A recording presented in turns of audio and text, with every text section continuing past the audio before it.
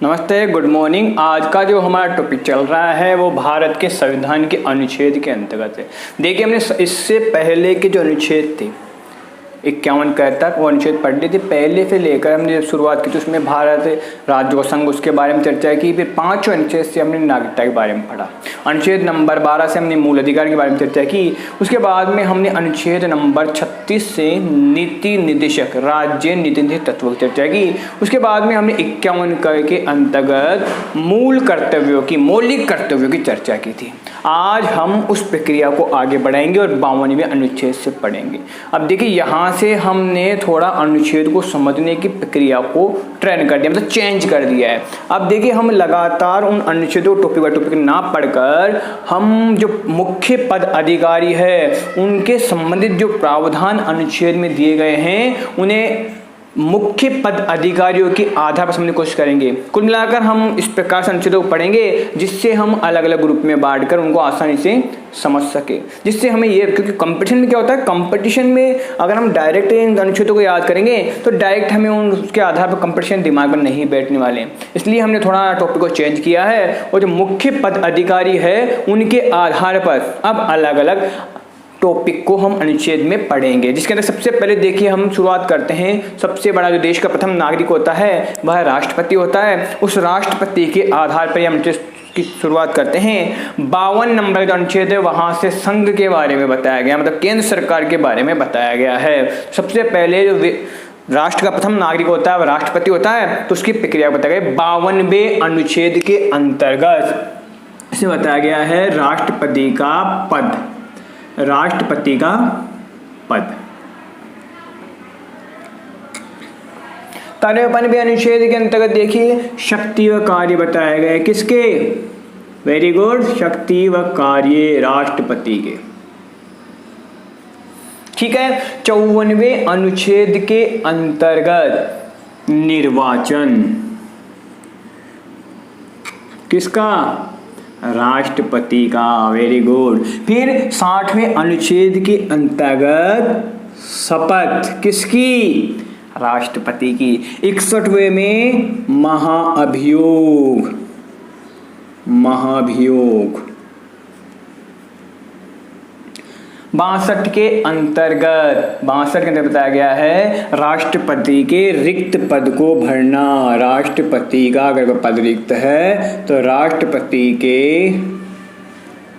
रिक्त पद को भरना, रिक्त पद को भरना बताया गया।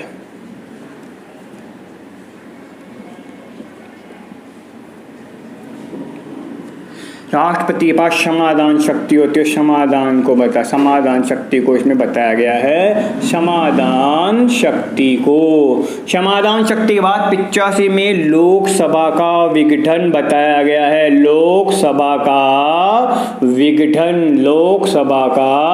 विघटन बताया गया है 85वें अनुच्छेद में। 1, 2, 3 में बताया गया है अध्यादेश। 1, 2, 3 में अध्यादेश बताया गया है, जबकि 1.3 में सुप्रीम कोर्ट से सलाह बताई गई है। अब देखिए, फिर आता है उपराष्ट्रपति। 63वें अनुच्छेद के अंतर्गत उपराष्ट्रपति के पद के बारे में बताया गया है। यहाँ पर बताया गया है पद किसका? उपराष्ट्रपति का। जबकि 64वें में उपराष्ट्रपति राज्यसभा का सभापति होगा, राज्यसभा का सभापति होगा, इसके बारे में बताया गया है। जबकि 65वें अनुच्छेद के अंतर्गत राष्ट्रपति की अनुपस्थिति में उपराष्ट्रपति के कार्य बताए गए हैं। उपराष्ट्रपति के कार्य।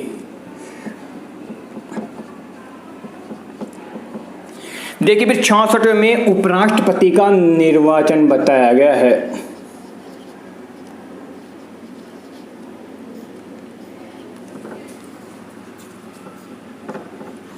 का निर्वाचन और आगे वाले में बताया गया 69 में बताया गया है उपराष्ट्रपति की शपथ। उपराष्ट्रपति की शपथ बताई गई है। उपराष्ट्रपति की शपथ। अब देखिए आगे टॉपिक बढ़ने से पहले हम इनको समझ लेते हैं। सबसे पहले 52वां जो अनुच्छेद है वह है संघ कार्यपालिका, संघ के आधार पर बताया गया, क्योंकि 51 तक हमने मूल गते पढ़ लिए थे, जो और अनुच्छेद पढ़ लिए थे। अब यहाँ से संघ के अंतर्गत संघ की जो कार्यपालिका होती है उसमें आने वाले व्यक्तियों के बारे में बताया गया। संघ संबंधित प्रावधान यहाँ बताए गए हैं। सबसे पहले 52वें अनुच्छेद के अंतर्गत राष्ट्रपति का पद होगा, भारत का एक राष्ट्रपति होगा, यह बताया गया है अनुच्छेद नंबर 52 में।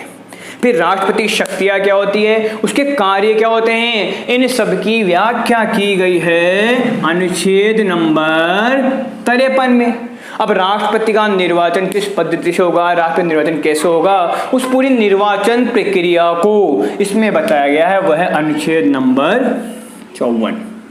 अब राष्ट्रपति का निर्वाचन होने के बाद जब राष्ट्रपति की चुनाव हो जाता है, राष्ट्रपति चुन लिया जाता है, तो राष्ट्रपति को शपथ दिलवाई जाती है। तो शपथ जो दिलवाई जाती है, शपथ संबंधी प्रावधान बताए गए हैं अनुच्छेद नंबर 60 में। अब देखिए महाभियोग, ये सबसे इंपॉर्टेंट, क्योंकि देखिए इससे संबंधित बहुत से क्वेश्चन कंपटीशन में आते हैं। महाअभियोग प्रक्रिया क्या होती है। देखिए भारत का राष्ट्रपति प्रथम नागरिक है, तो उस भारत के राष्ट्रपति प्रथम नागरिक से ऊंचा कोई भी व्यक्ति प्रेजेंट टाइम में नहीं है। मुख्य न्यायाधीश जो होता है सर्वोच्च न्यायालय का, वो इसके समकक्ष माना गया है, मतलब वो इसके समकक्ष है। इसलिए देखिए राष्ट्रपति को अपने पद से हटाने के लिए, एक प्रक्रिया अपनाई जाती है और वो महाअभियोग होता है। मतलब बड़ा अपराध साबित कर राष्ट्रपति को उसके पद से हटाया जा सकता है। यह प्रक्रिया महाअभियोग कहलाती है।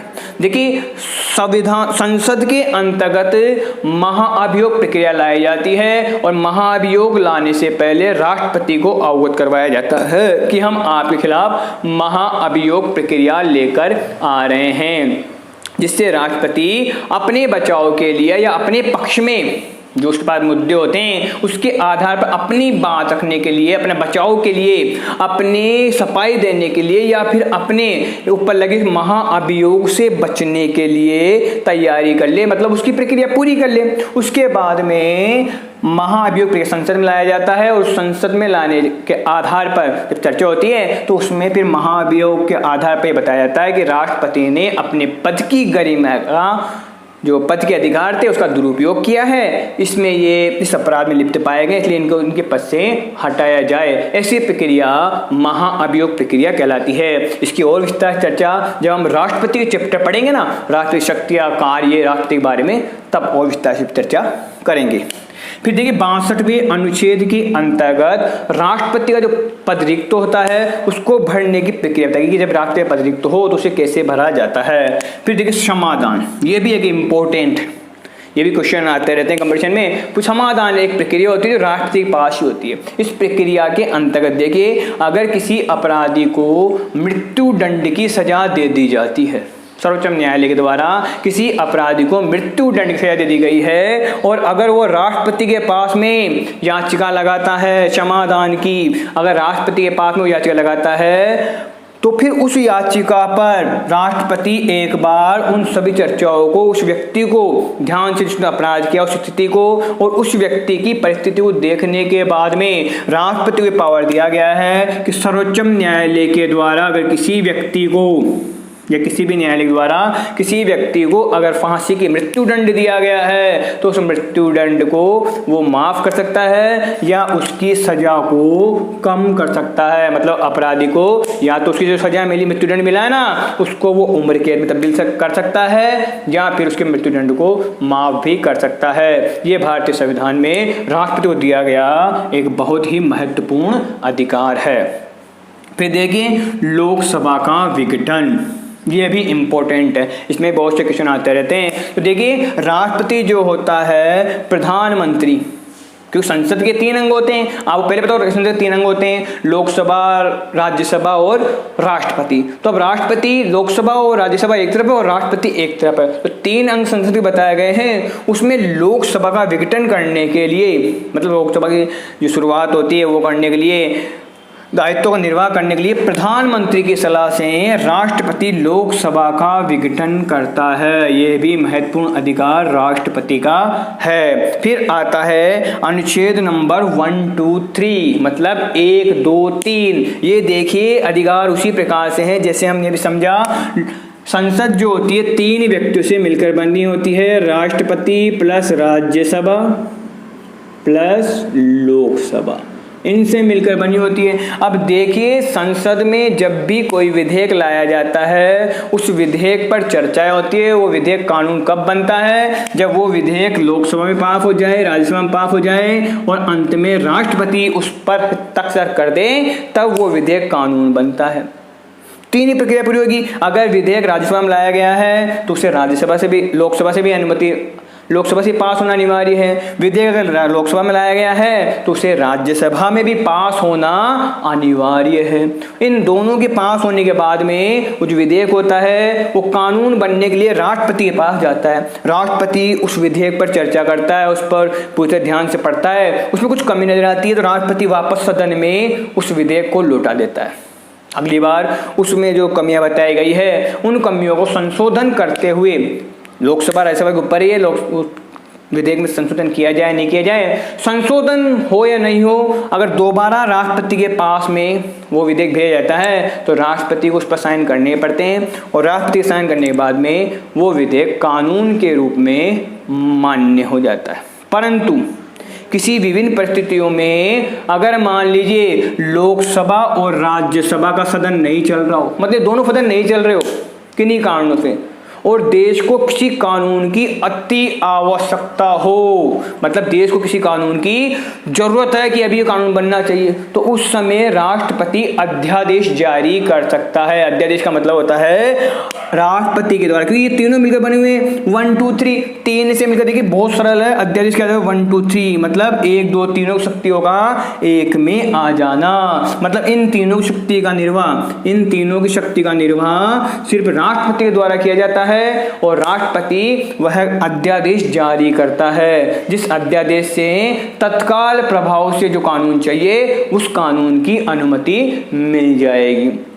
अब जो अध्यादेश होता है, ये अध्यादेश जो होता है 6 महीने तक प्रभावी रहता है। 6 महीने के अंदर अंदर लोकसभा या राज्यसभा में इस विधेयक को पेश कर कानून बनाने की प्रक्रिया पूरी की जाती है। अब देखिए इस अध्यादेश के अंतर्गत सिर्फ राष्ट्रपति की भूमिका होती है, लोकसभा और राज्यसभा यहाँ नहीं चल रही होती है, इसलिए इसको आधा आदेश मतलब अध्यादेश माना गया है। मतलब ये एक तरह से आधा आदेश हो गया। क्यों हो गया? क्योंकि इन दोनों ने इस आदेश में अपनी रजामंदी नहीं दी है, सिर्फ राष्ट्रपति ने परिस्थितियों को देखकर वो कानून लागू किया है, वह कानून पास किया है। कि कोई भी कानूनी प्रक्रिया तब पूरी होती है जब लोकसभा राज्यसभा में पास हो जाए बिल और उसके बाद में राष्ट्रपति उस पर हस्ताक्षर कर दे, तब जाकर कानून बनता है। बट यहाँ पर लोकसभा राज्यसभा कोई भूमिका नहीं है क्योंकि यहाँ सब तो चल ही नहीं रहा, इसलिए यहाँ पर राष्ट्रपति ने अनुमति दी है, राष्ट्रपति ने अध्यादेश लागू किया है, इसलिए वो अध्यादेश कहलाता है। फिर देखिए, फिर अध्यादेश के बाद ये भी बहुत बढ़िया 143 है जो राष्ट्रपति का बहुत ही अधिकार है, जिस प्रावधान के अंदर राष्ट्रपति सुप्रीम कोर्ट से कोई कानूनी सलाह ले सकता है। सुप्रीम कोर्ट जो होता है सर्वोच्च न्यायालय, उससे राष्ट्रपति को लगता है कोई कानूनी सलाह चाहिए तो वहाँ पर सुप्रीम कोर्ट से किसी प्रकार की कानूनी सलाह मांग सकता है। परंतु यहाँ देखिए, यहाँ सबसे इंपॉर्टेंट जो बात है वो यह है कि सुप्रीम कोर्ट से राष्ट्रपति सलाह तो मांग सकता है, परंतु जो सुप्रीम कोर्ट के द्वारा सलाह दी गई है उस सलाह को माने या ना माने ये राष्ट्रपति के ऊपर निर्भर करता है। मतलब राष्ट्रपति चाहे तो सुप्रीम कोर्ट के द्वारा दी गई कानूनी सलाह को माने या नहीं माने, वो उसके स्वविवेक पर निर्भर करता है। कुल मिलाकर यहाँ पर 143 के तहत सुप्रीम कोर्ट से राष्ट्रपति कानूनी सलाह मांग सकता है। अब देखिए, ये जो प्रक्रियाएं थी, ये प्रक्रियाएं आपको अलग अलग पद अधिकारियों के आधार पर इसलिए पढ़ाई जा रही है जिससे कि आपको एक पद अधिकारी संबंधी जितने भी जो इंपॉर्टेंट जो कंपटीशन में आते रहते हैं उन अनुच्छेदों को एक साथ आप समझ सकें। अब देखिए इस प्रक्रिया के अंतर्गत दूसरा जो भारत का प्रथम नागरिक राष्ट्रपति होता है, उसके बाद जो व्यक्ति गरिमामय पद में होता है वो होता है उपराष्ट्रपति। देखिए सबसे पहले अनुच्छेद नंबर 63 के अंतर्गत बताया गया है कि भारत का एक उपराष्ट्रपति होगा। ये कौन सा अनुच्छेद में बताया गया है? अनुच्छेद नंबर 63 में। फिर देखिए अनुच्छेद नंबर 64 के तहत बताया गया है कि उपराष्ट्रपति जो होगा वह राज्यसभा का पदेन सभापति होगा। देखिए यहाँ इंपॉर्टेंट ध्यान देने योग्य महत्वपूर्ण जानकारी एक ये है कि राज्यसभा के सभापति के रूप में जो भी उपराष्ट्रपति बनेगा ना वह राज्यसभा का सभापति माना जाएगा। मतलब वो है राज्यसभा का सभापति, अध्यक्ष के रूप में पदेन सभापति बन जाता है। मतलब उपराष्ट्रपति के पद पर नियुक्त होते ही वह राज्यसभा का सभापति बन जाएगा। देखिए ये चीज इंपॉर्टेंट है, यहाँ ये ध्यान रखना कि उपराष्ट्रपति को जो वेतन मिलता है ना वो उपराष्ट्रपति के पद का नहीं मिलता है। हाँ, उपराष्ट्रपति को जो वेतन मिलता है वो राज्यसभा के सभापति के रूप में कार्य का निर्वाह करने का मिलता है। मतलब वो उपराष्ट्रपति वेतन नहीं पा रहा है, जो व्यक्ति उपराष्ट्रपति है वह उपराष्ट्रपति के पद का वेतन नहीं पा रहा है, वो राज्यसभा के प्रतिनिधि राज्यसभा के सभापति के रूप में अपना वेतन प्राप्त कर रहा है। जबकि अनुच्छेद नंबर 65 में बताया गया है कि जब राष्ट्रपति कार्य पर नहीं हो या राष्ट्रपति की मृत्यु जाती है या राष्ट्रपति अनुपस्थित होता है, नए राष्ट्रपति का निर्वाचन नहीं हो पाया है, तो ऐसी परिस्थिति में उपराष्ट्रपति राष्ट्रपति के कार्यों का निर्वाह करेगा। वहां पर जब राष्ट्रपति की अनुपस्थिति में उपराष्ट्रपति उसके कार्य निर्वाह करेगा तो वहां पर जो वेतन मिलने वाला है उस समय उसे वेतन राष्ट्रपति का वेतन के हिसाब से मिलेगा। यह प्रक्रिया संविधान के अनुच्छेद 65 में बताई गई है। देखिए 66वें अनुच्छेद के अंतर्गत उपराष्ट्रपति का निर्वाचन बताया गया कि उपराष्ट्रपति का निर्वाचन किस प्रकार से होगा, ये पूरी व्याख्या अनुच्छेद नंबर 66 में बताई गई है। जबकि 69 नंबर का जो अनुच्छेद है उसमें उपराष्ट्रपति की शपथ के बारे में बताया गया है कि जो उपराष्ट्रपति है वो शपथ जो लेगा उसे कौन दिलाएगा, क्या प्रक्रिया से गुजरेगी, यह सब चीजें बताई गई है अनुच्छेद नंबर 69 में। तो देखिए राष्ट्रपति और उपराष्ट्रपति ये दो महत्वपूर्ण पद है भारतीय संघीय कार्यपालिका के अंतर्गत। तो इसके अंतर्गत इनके अनुच्छेद हमने अलग अलग बांटे। देखिए इनसे संबंधित और भी अनुच्छेद थे, परंतु कंपटीशन में जो अनुच्छेद आते हैं वह अधिकतर यही अनुच्छेदों में इस क्वेश्चन में पूछे जाते हैं, इसलिए हमने यही अनुच्छेद आपको याद करवाने के लिए बहुत ही सरल तरीके से समझाने की कोशिश की है। हमने इन्हें ग्रुप वाई में बांटा है। अब देखिए उपराष्ट्रपति के बाद में जो पद आता है वह आता है प्रधानमंत्री का। जो राष्ट्रपति के जो वास्तविक शक्तियां होती है उसका वास्तविक रूप में राष्ट्रीय शक्तियों का वास्तविक रूप में उपयोग जो करता है प्रधानमंत्री होता है, उसकी चर्चा करते हैं। देखिए अनुच्छेद नंबर 74वें अनुच्छेद के तहत प्रधानमंत्री की शक्तियों के बारे में चर्चा करें। प्रधानमंत्री के बारे में जो प्रक्रिया थी अनुच्छेदों के अंतर्गत 74वें अनुच्छेद के अंतर्गत प्रधानमंत्री के बारे में बताया गया है कि एक मंत्री परिषद होगी। यानी यहाँ पर 74वें अनुच्छेद के अंतर्गत मंत्री परिषद का गठन बताया गया है। मंत्री परिषद का गठन 74वें अनुच्छेद। 75वें अनुच्छेद में प्रधानमंत्री जो होगा मंत्री परिषद का अध्यक्ष होगा। प्रधानमंत्री मंत्री परिषद का प्रमुख होगा। मंत्री परिषद का प्रमुख, ये प्रक्रिया बताई गई है अनुच्छेद नंबर 75 में। जबकि सरकार का संचालन प्रधानमंत्री सरकार का संचालन करेगा। सरकार का संचालन ये करेगा प्रधानमंत्री अनुच्छेद नंबर 77 के तहत। जबकि 78 में प्रधानमंत्री के कर्तव्य बताए गए हैं। प्रधानमंत्री के कर्तव्य बताए गए हैं। कौन से अनुच्छेद के तहत बताए गए हैं? अनुच्छेद नंबर 78 के तहत प्रधानमंत्री के कर्तव्य बताए गए हैं। फिर हम संसद की चर्चा करते हैं। संसद की व्यवस्था बताई गई है अनुच्छेद नंबर संसद व्यवस्था बताई गई अनुच्छेद नंबर 69 में। 80 में बताया गया है उच्च सदन राज्यसभा के बारे में। 81 में लोकसभा मतलब निम्न सदन के बारे में बताया गया है। निम्न सदन 89 में राज्यसभा का सभापति और उपसभापति के बारे में बताया गया है। उपसभापति के बारे में बताया गया। 93 में लोकसभा अध्यक्ष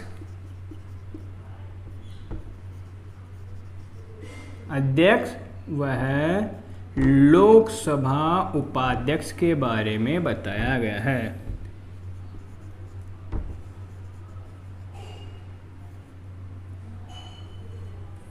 फिर 100 में 50-50।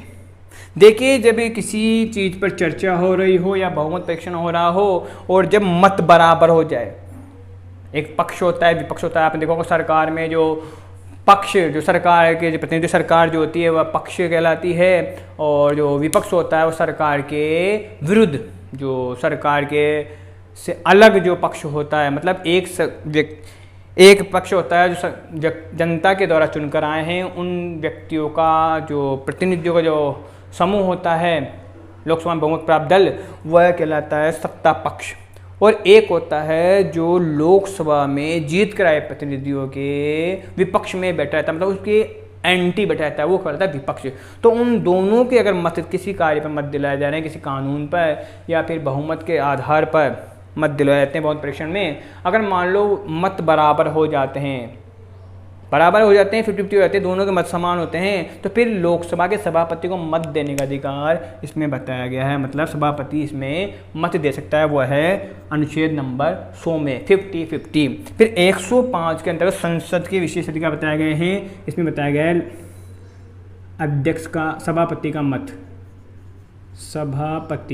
मत बताया गया है। मत प्रावधान 50-50। 105 संसद के विशेष अधिकार बताए गए हैं। संसदीय विशेषाधिकार मतलब संसद की विशेष शक्तियाँ। 108 देखिए इमरजेंसी होता है। 108 का मतलब तो यहाँ पर भी लोकसभा और राज्यसभा की संयुक्त बैठक के बारे में बताया गया। लोकसभा राज्यसभा संयुक्त बैठक, सभा की संयुक्त बैठक, इसके बारे में बताया गया है अनुच्छेद नंबर 108 में। 110 में धन विधेयक बताया गया है।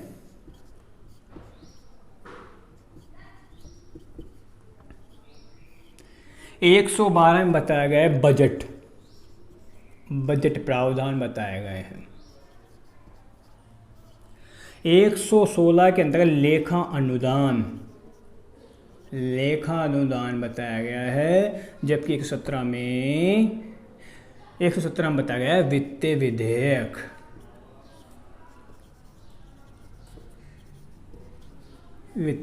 के बारे में अब देखिए ये अनुच्छेद में जो बताया गया इनके बारे में थोड़ा विस्तार समझ लेते हैं।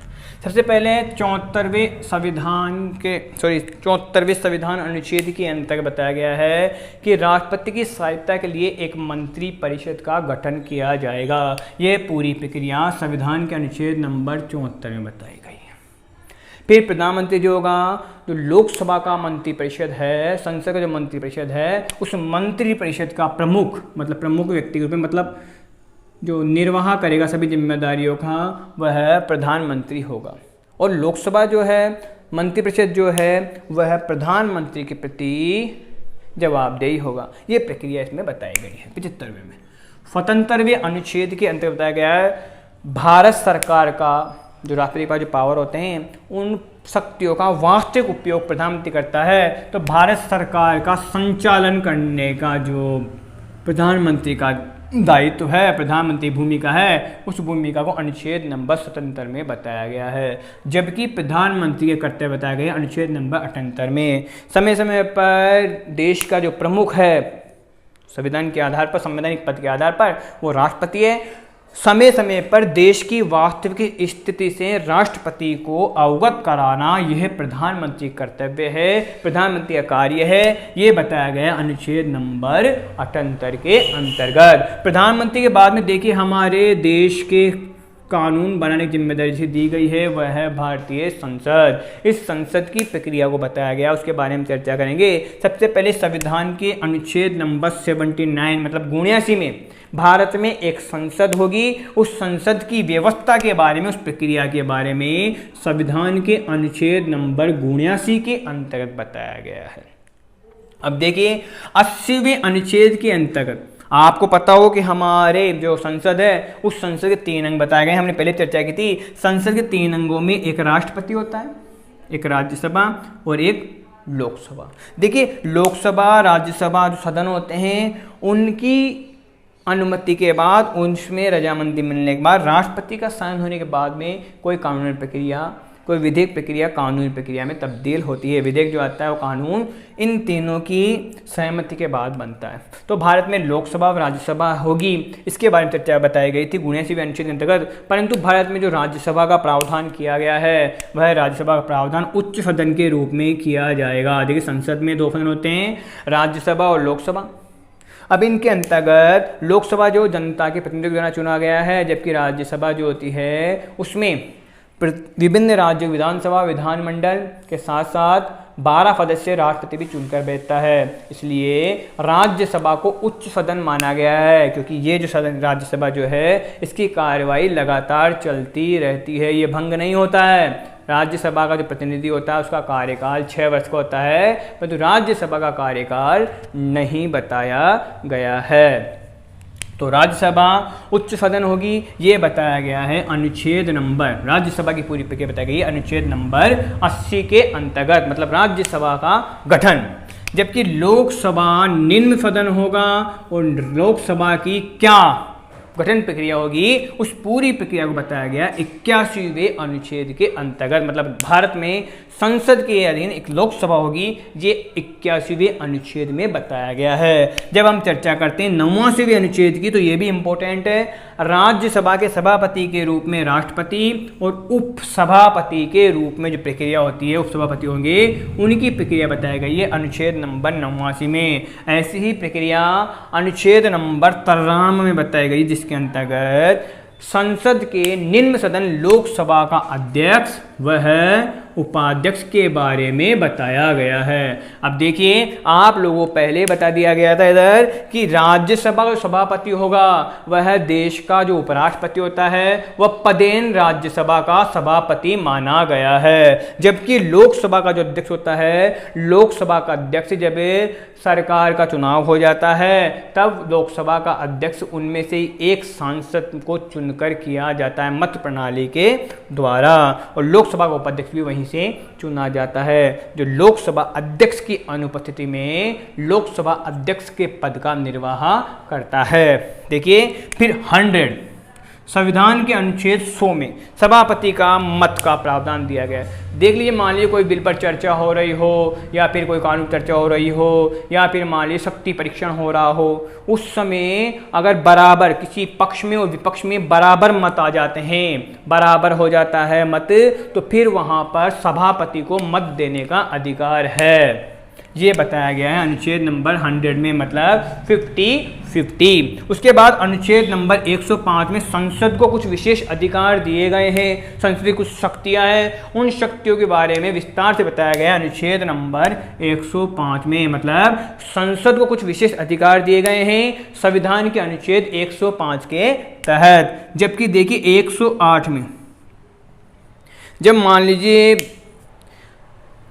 कोई ऐसी चर्चा राष्ट्रपति को करनी हो जिसके अंतर्गत वह राज्यसभा और लोकसभा के प्रतिनिधियों को एक साथ बिठाकर चर्चा करना चाहता है, दोनों को अवगत कराना चाहता है संयुक्त बैठक के रूप में, या किसी कानून को लेकर दोनों में कोई बहस हो गई हो, तो उस व्यवस्था को सुचारू रूप से सही कर चलाने के लिए राष्ट्रपति संयुक्त बैठक बुलाता है, दोनों सदनों की संयुक्त बैठक बुलाता है। तो ये जो अधिकार राष्ट्रपति का अधिकार है, वह अधिकार संयुक्त बैठक का जो प्रावधान है, ये प्रावधान अनुच्छेद नंबर 108 में। देखिए 108 जो होता है इमरजेंसी नंबर होता है, देखोगा ना एम्बुलेंस का, तो यहाँ पर जब इमरजेंसी बैठक बुलाई जाती है 108 की लोकसभा राज्यसभा की, तो 108वें अनुच्छेद के तहत संयुक्त बैठक बुलाने का प्रावधान बताया गया जो 108वें अनुच्छेद में। 110 में धन विधेयक, देखिए वित्तीय विधेयक अलग होता है, बजट प्रावधान अलग होता है, लेखन अलग होता है, धन विधेयक अलग होता है। अब ये राष्ट्रपति तय करता है कि कौन सा विधेयक धन विधेयक है और कौन सा वित्तीय विधेयक। देखिए, फिर 112वें अनुच्छेद के अंतर्गत प्रावधान किया गया है बजट प्रावधान। मतलब एक बजट वर्ष होता है। बजट वर्ष आप जानते हैं हर साल 1 अप्रैल से लेकर अगले साल 31 मार्च तक का जो समय होता है वो बजट वर्ष के रूप में जाना जाता है। मतलब इसके अंतर्गत सरकार यह प्रक्रिया तय करती है कि इस एक साल में हम ये योजनाएं बनाने वाले हैं, यह कार्य का संचालन होगा, इन कार्यों में अनुमानित इतना पैसा खर्च होगा। तो क्योंकि भारतीय जो संचित निधि होती है उस संचित निधि का जो प्रमुख होता है, संचित निधि जिसके अंडर में होती है, वह देश के राष्ट्रपति के पास होती है। तो किसी भी खर्च को करने से पहले राष्ट्रपति की परमिशन लेनी पड़ती है। तो भारत के संविधान के अंतर्गत संविधान के अनुच्छेद 112 में जो वित्तीय वर्ष होता है, जो बजट वर्ष होता है, उस बजट वर्ष के अंतर्गत जो प्रक्रिया अपनाई जाती है उसके आधार पर एक वित्तीय वर्ष का जो लेन देन होता है उसमें भारत का बजट पेश किया जाता है और उस बजट का जो आंकड़ा होता है उस लेन देन को इस बजट प्रावधान के अंतर्गत 112वें अनुच्छेद में बताया गया है। जबकि लेखा अनुदान इस बजट के जो प्रावधान है ना, इससे अलग जो खर्चे हुए हैं, जो लेन देन हुए हैं बजट प्रावधान से हटकर जो खर्चे हैं जिन्हें इनमें नहीं दर्शाया गया है बजट में, या इसके अलावा कोई खर्चे हो गए हैं, वो खर्चे लेखा अनुदान के अंतर्गत आते हैं। जबकि 117वां जो अनुच्छेद है इसमें वित्तीय विधेयक के बारे में बताया गया है। जो वित्तीय विधेयक जो होता है वह भारत का वित्त मंत्री लोकसभा में ही लेकर आता है। क्योंकि कोई सा विधेयक आपको जो बनाना है, जो कानून बनाना है, वो विधेयक आप संसद के कोई से भी सदन में लेकर जा सकते हो, परंतु वित्तीय विधेयक हमेशा लोकसभा में ही लेकर आया जाता है। वित्तीय विधेयक के बारे में बताया गया है संविधान के अनुच्छेद 117 में। मतलब कुल मिलाकर अब देखिए संघीय कार्यपालिका के अंतर्गत जो हम अनुच्छेद पढ़ रहे थे उस अनुच्छेद में आज हमने राष्ट्रपति, उपराष्ट्रपति, प्रधानमंत्री और संसद के जो महत्वपूर्ण अनुच्छेद है, इनके अलावा भी और अनुच्छेद हैं जिनमें इनकी भूमिकाएं हैं, परंतु कंपटीशन में जो प्रश्न आते हैं उन प्रश्न के आधार पर जो महत्वपूर्ण अनुच्छेद माने गए हैं उन अनुच्छेदों को हमने समझने की कोशिश की है। अब आता है अनुच्छेद नंबर 124 के तहत सर्वोच्च न्यायालय। देखिए सर्वोच्च न्यायालय में 124 जो अनुच्छेद है उसमें बताया गया है सर्वोच्च न्यायालय का जो सुप्रीम कोर्ट है उस सर्वोच्च न्यायालय का गठन व स्थापना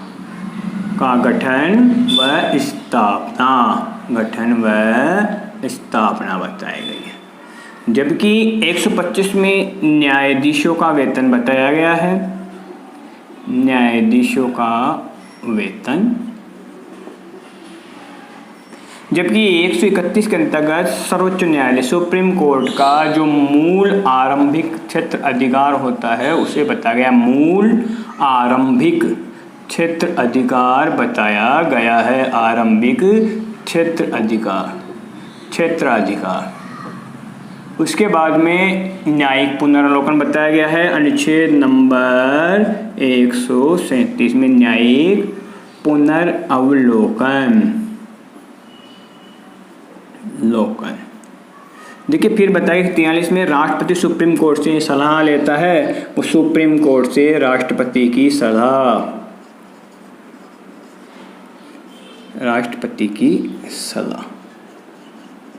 पहले हम सभी अनुच्छेद लिख लेते हैं इनको, फिर उसके बाद चर्चा करेंगे विस्तार से। 76 में बताया गया है जो महान्यायवादी होता है, महान्यायवादी का पद बताया गया है, ठीक है। फिर 148 में नियंत्रण महालेखा परीक्षक, नियंत्रण महालेखा परीक्षक का पद बताया गया है, नियंत्रण महालेखा परीक्षक का पद बताया गया, परीक्षक जिसे हम केक भी कहते हैं। और फिर बताया 149 में महालेखा परीक्षक के कर्तव्य और शक्तियाँ, महालेखा परीक्षक का कर्तव्य व शक्तियाँ।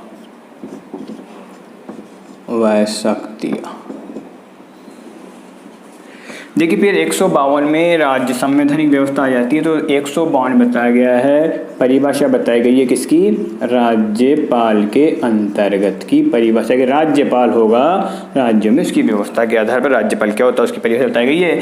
जबकि 153 में राज्यों में राज्यपाल बताया गया है, राज्यों में राज्यपाल इसको बताया गया। जबकि हम चर्चा करते हैं राज्य में राज्यपाल के बाद में 154 के अंतर्गत बताया गया है राज्यपाल की शक्तियां, राज्यपाल की शक्तियां।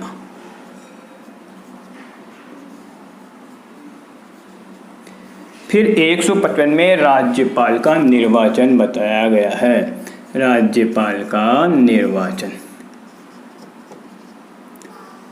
राज्यपाल का निर्वाचन। 161 में बताया गया क्षमादान की शक्ति, क्षमादान की शक्ति बताई गई है। 163 में बताया गया है मंत्रिपरिषद का गठन, मंत्रिपरिषद का गठन। और 164 में बताया गया है मुख्यमंत्री की नियुक्ति, मुख्यमंत्री की नियुक्ति। मुख्यमंत्री की नियुक्ति के बाद में 165 में बताया गया है महाअधिवक्ता, महाअधिवक्ता के बारे में का पद, महाअधिवक्ता का पद। और 167 के अंतर्गत मुख्यमंत्री के कर्तव्य बताए गए हैं, 167 में मुख्यमंत्री के कर्तव्य बताए गए हैं।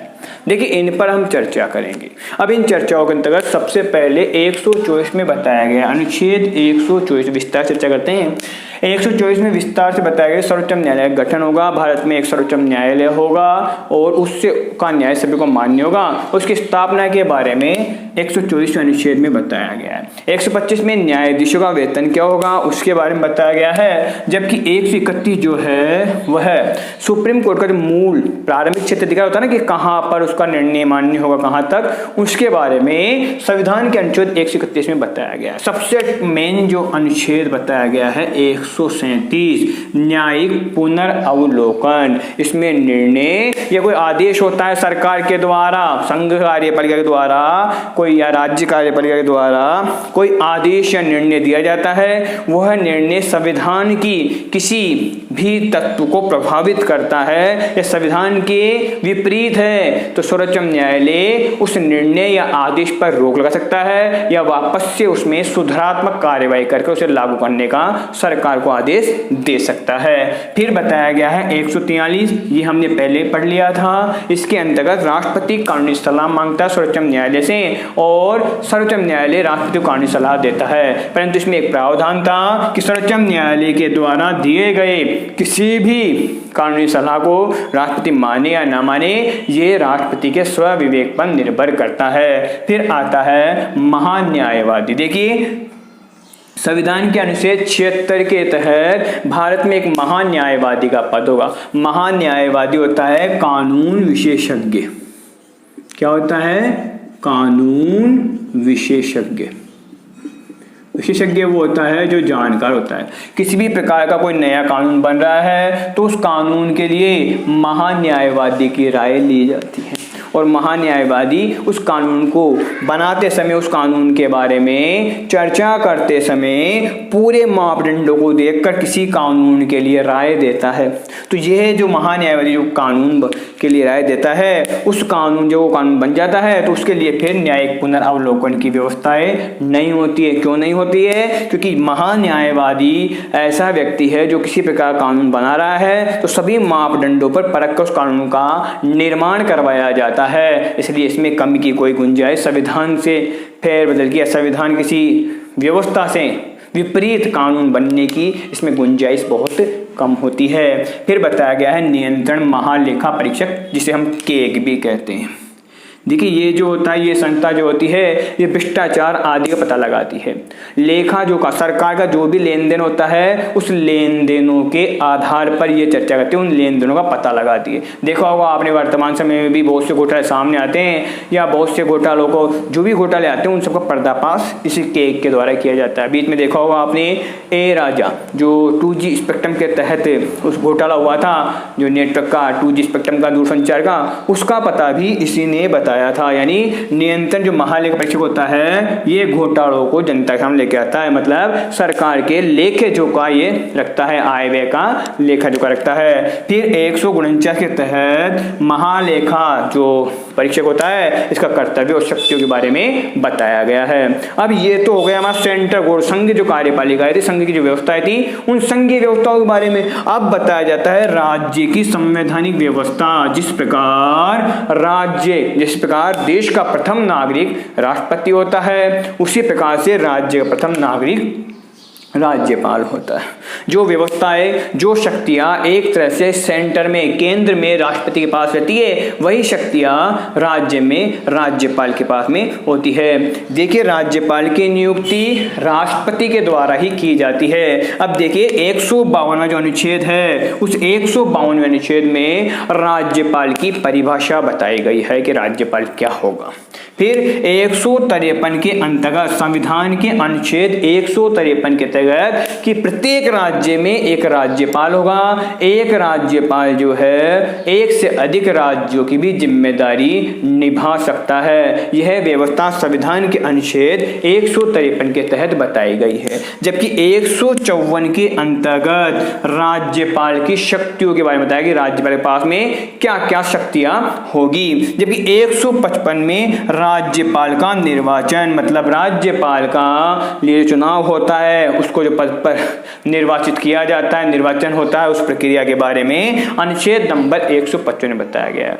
जिस प्रकार से सुप्रीम कोर्ट से सजा प्राप्त किसी मुजरिम को जो फांसी सजा मिली है, उस सजा के लिए अगर वो राष्ट्रपति के पास में अपनी रिक्वेस्ट भेजता है, अप्लाई करता है, तो राष्ट्रपति उसकी सजा को, मृत्यु दंड को उम्र कैद में या उस सजा को माफ भी कर सकता है। उसी प्रकार राज्य में भी यह शक्ति, समाधान शक्ति राज्यपाल के पास होती है। राज्यपाल भी किसी व्यक्ति को जिसको मृत्यु दंड मिल गया है, उस मृत्यु दंड की सजा को, या कोई सजा मिली है तो सजा को कम करने का जो शक्ति है वो राज्यपाल के पास भी है राज्य में। जबकि हम चर्चा करते हैं संविधान के अनुच्छेद 163, इसके तहत जिस प्रकार सेंट्रल गवर्नमेंट में, केंद्र सरकार में एक मंत्री परिषद होती है जो राष्ट्रपति को सलाह देती है, उसी प्रकार से राज्य में राज्यपाल को सलाह देने के लिए या राज्यपाल की सहायता के लिए, सलाह नहीं, राज्यपाल की सहायता के लिए एक मंत्री परिषद गठन किया जाता है, जो संविधान के अनुच्छेद नंबर 163 के तहत बताया गया है। जबकि 164 के तहत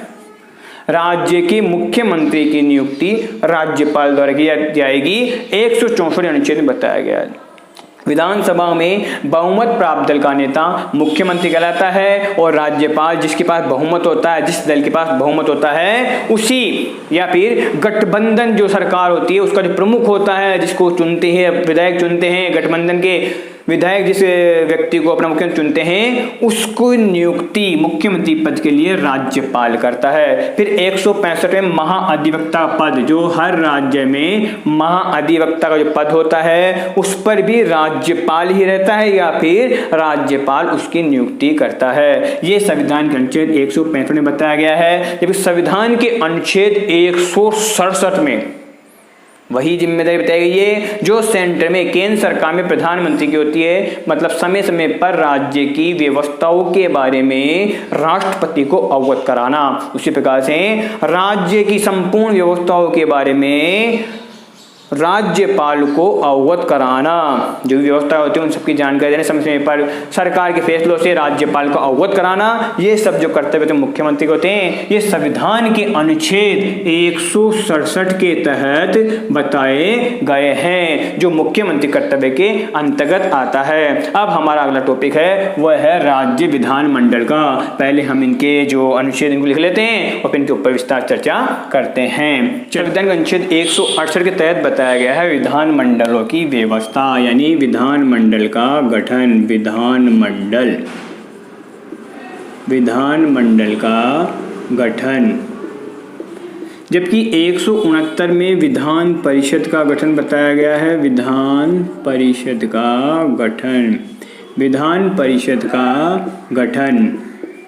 170 में विधानसभा की संरचना बताई गई है। विधानसभा की संरचना, विधानसभा की संरचना। जबकि 171 में विधान परिषद जो होती है उसकी संरचना के बारे में बताया गया है। अब देखिए थोड़ा सा टॉपिक ये है, फिर इसके बाद में हमारा टॉपिक सेंटर और राज्य, केंद्र सरकार राज्य सरकार मध्य में जो संबंध उसके बारे में चर्चा करेंगे। पहले हम हाई कोर्ट समझ लेते हैं। हाई कोर्ट के अंदर 214 के अंतर्गत राज्यों के अंतर्गत इसमें बताया गया है कि प्रत्येक राज्य में हाई कोर्ट होगा। इसके बारे में बताया गया है, राज्यों में हाई कोर्ट होगा, इसके बारे में बताया गया। फिर राज्यों के अंतर्गत हाई कोर्ट का गठन, हाई कोर्ट का गठन, राज्यों में हाई कोर्ट का गठन बताया गया है, जो अनुच्छेद नंबर 216 में है। देखिए 231 में 2 या 2 से अधिक, 2 या 2 से अधिक राज्यों में हाई कोर्ट।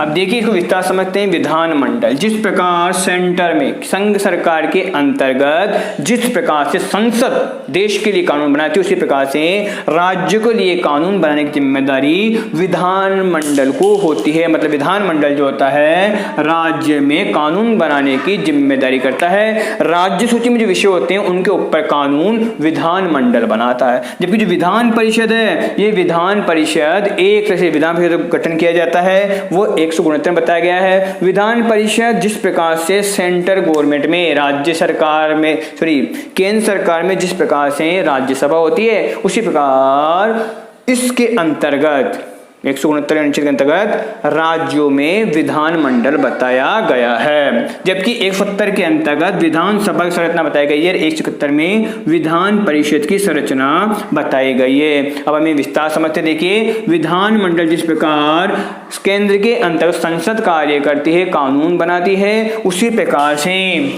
विधानमंडल का कर्तव्य भी राज्य सूची पर कानून बनाने का होता है। जबकि विधान परिषद जो होती है, सरकार जो केंद्र सरकार होती है, उस संसद में जैसे वहाँ राज्यसभा होती है ना, उसी प्रकार से यहाँ पर विधान परिषद होती है। विधान परिषद देश के सिर्फ गिने चुने राज्यों में ही है, बाकी जगहों पर विधानसभा जो होती है ना, वहाँ पर एक सदन है विधानमंडल में, इसलिए विधानसभा ही वहाँ पर कार्य करती है। फिर 170 में विधानसभा की संरचना बताया गया। विधानसभा किस प्रकार से होगी? देखिए हमारी राजस्थान के अंतर्गत जो विधानसभा बनाई गई है, सभी राज्यों में विधानसभा बनाई जाती है, वो उस राज्य की जनसंख्या को ध्यान में रखकर बनाई जाती है। हमारे राजस्थान में विधानसभा में 200 सदस्य हैं।